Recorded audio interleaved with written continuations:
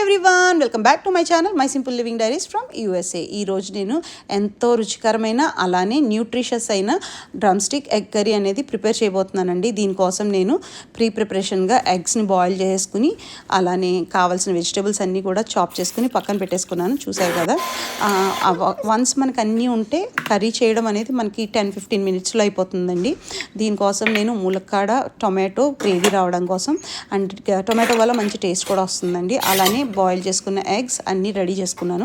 So దీనికోసం మనం pan పెట్టేసుకుని ఫస్ట్ ఎగ్స్ అనేవి బాగా ఫ్రై చేసుకోవాలండి. ఎగ్స్ ఫ్రై చేసుకోవడం వల్ల ఏం జరుగుతుందంటే కొంచెం టర్మరిక్ వేసి మంచి కలర్ఫుల్గా వస్తుంది, టేస్టీగా కూడా ఉంటుంది. ఎగ్ అనేది చూడడానికి కూడా పిల్లల కిడ్స్ మంచి కలర్ఫుల్గా ఉండేసరికి అపీలింగ్గా తింటారనమాట.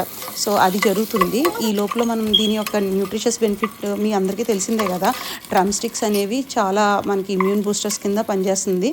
దొరికేదే సమ్మర్ దొరికినప్పుడు తప్పకుండా మిస్ చేసుకోకుండా ఈ సూపర్ ఫుడ్ని మీ డైట్లో ఇంక్లూడ్ చేసుకోండి. ఇంకా ఎగ్ గురించి చెప్పనక్కర్లేదు, సూపర్ న్యూట్రిషియస్ ప్రోటీషియస్ మనకు కావాల్సిన మ్యాక్సిమం అమినో యాసిడ్స్ ఎగ్లో దొరుకుతాయండి. ఇక మినిమం 2 eggs a day అనేది కిడ్స్కి ఇవ్వండి, అలానే మీరు కూడా తీసుకోండి, చాలా హెల్దీ. సో దీనికోసం నేను ఏం చేశానంటే ఫస్ట్ ఈ కర్రీ చాలా సింపుల్ అండి. జస్ట్ ఆనియన్స్ అనేవి ట్రాన్స్లేషన్కి వచ్చే వరకు ఫ్రై చేసేసి ఆనియన్స్తో పాటే నేను green chilli and also drumsticks add చేసేస్తానండి. ఎందుకంటే డ్రమ్ స్టిక్స్ అనేవి ఫ్రై అవ్వడానికి లేదా మగ్గడానికి టైం పడుతుంది అన్నమాట. అలానే ఉప్పు వేస్తున్నాను సో దట్ వెజిటేబుల్స్ అనేవి తొందరగా మగ్గుతాయని. తర్వాత ఏం చేస్తానంటే టొమాటోస్ వేస్తానండి. టొమాటోస్ వేయడం వల్ల గ్రేవీ అనేది కొంచెం థిక్గా మనకి, అలానే డెలిషియస్గా రైస్తో తినడానికి కొంచెం గ్రేవీష్గా థిక్గా వస్తుంది. దానివల్ల టేస్ట్ కూడా ఎన్హాన్స్ అవుతుంది అనమాట.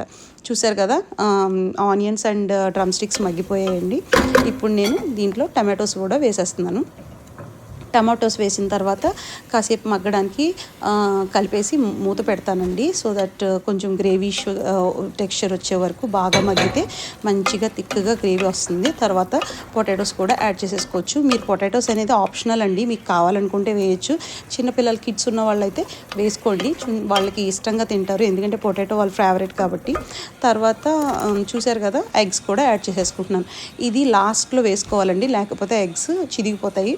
సో ఇక్కడ ఈ స్టేజ్లో మీరు కనుక ఆపేసుకుని కొత్తిమీర జల్లేసుకోవచ్చండి, ఎందుకంటే ఇక్కడ జస్ట్ కలుపుకొని కాసేపు మగ్గనిస్తే సరిపోతుంది.